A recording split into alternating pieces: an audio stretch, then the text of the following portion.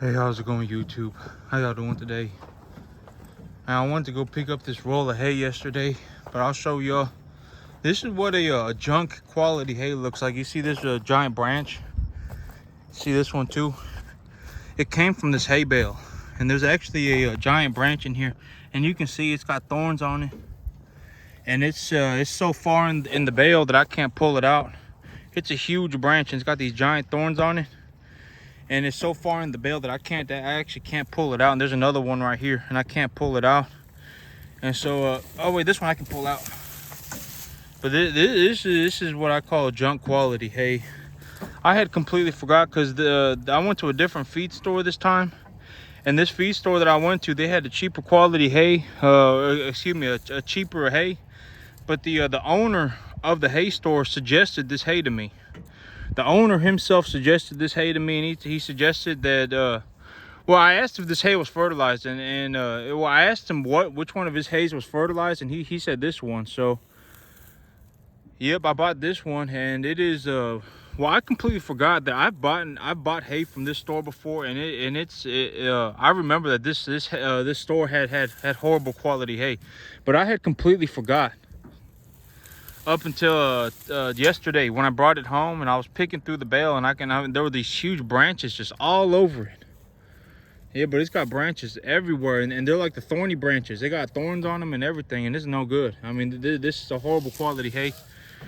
You know, I've fed worse hay than this before, and so the cattle will sort through it, and they'll pick it and eat it. But you know, this is definitely not the. This is also one of the reasons why I say sometimes the hay just sucks real bad. And this is also what happens when a farmer doesn't herbicide their field. But this is why it's important to use herbicide, and use herbicide properly. A good way to get around using herbicide is to just use herbicide once, and then plant a seasonal grass. And when planting that seasonal grass, plant it real thick.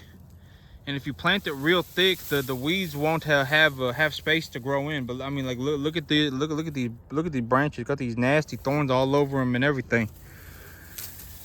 And so, yep. But I completely forgot that this. I had completely forgot about the hay from this store. I mean, I don't know why this person, this is. It's an old fella. It's an old man, but he keeps buying this. He keeps putting this horrible quality hay at his store, and I don't know why he does that.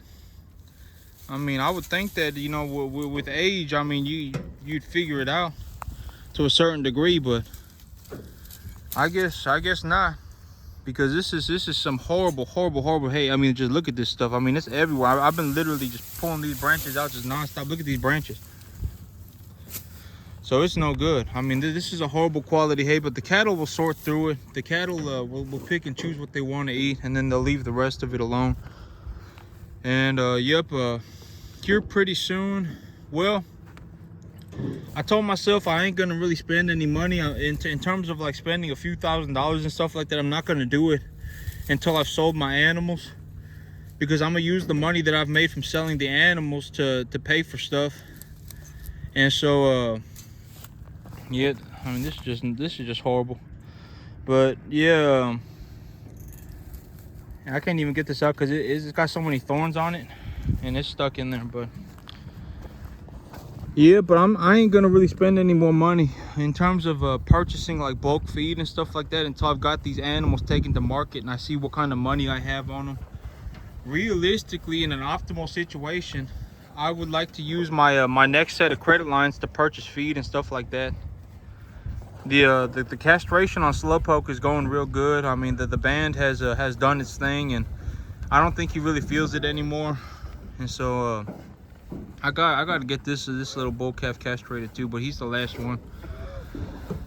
But yeah, I really in an optimal situation, what would happen is that I would take these animals to market. I would make the money on them, and then I would open up new credit lines, and then I would utilize the credit lines to purchase feed and or hay.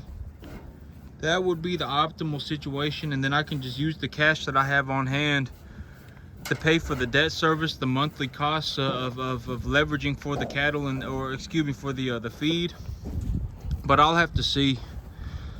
But I ain't gonna buy anything really in terms of bulk purchases unless I find something real good. I do still have some. Well, I would think that. Well, I got $1,000 in my bank account right now, and so yep. But I'll have to see. You know, a load of hay, a load of decent hay would cost about $1,500. But the thing is that if I know that that there's a good chance that if I just wait until fall, I'll be able to buy that same load of hay, probably for about $1,000. I'll probably get about I'll probably get it about a third cheaper if I just give it another 2 months. So I'm in the situation right now where I just would like to. Well, I'm gonna have to see. If I'm going to purchase hay, I would prefer to purchase the hay when it's in season, when the price drops on it and everybody's harvesting it. That would be a good time to purchase the hay. And so in an optimal situation, I would be purchasing hay in about 2 months.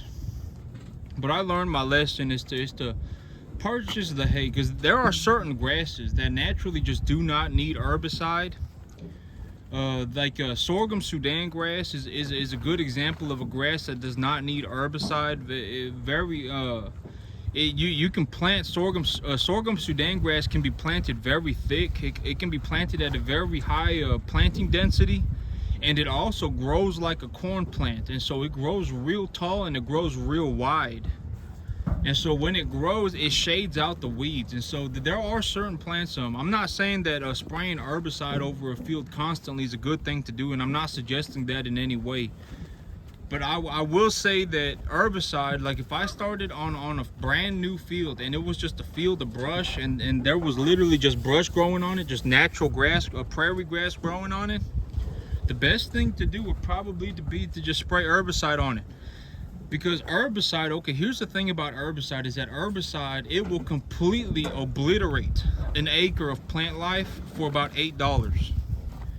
So if I went and got enough glyphosate to spray 1 acre to the point where all the plant material on it would die, it would cost about $8. And so that's the reality. You know, I could walk onto this field brand spanking new, have it you know, just all sorts of prairie grass, and I could spray the entire field down for I could completely hose the field down with herbicide for $80, and it would get rid of everything. And so it would give me a bare field to plant on, and it would only cost $80. And so that's one of the realities of herbicide, is that's why herbicide is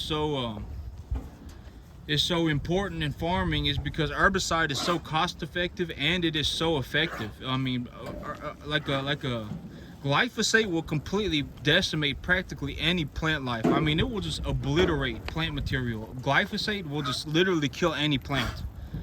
And so, you know, and it only costs about $8 for an acre to spray it at that maybe $10 an acre, and then that's it. But you know, you really only got to spray it one time. If you manage your field very well, you really only got to spray it one time.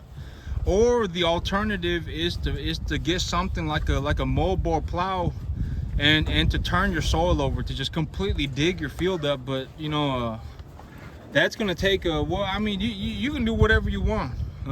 You know, people can do whatever they want. It's a free world, it's a free country, you know, and I expect to be given the same rights too, you know. You know, I herbicide my field because it's what makes sense to me, and I do it very rarely. I've only done it once in about a year and a half. I've only done it one time. I've only herbicided my field one time, and the one time that I herbicided it very thoroughly.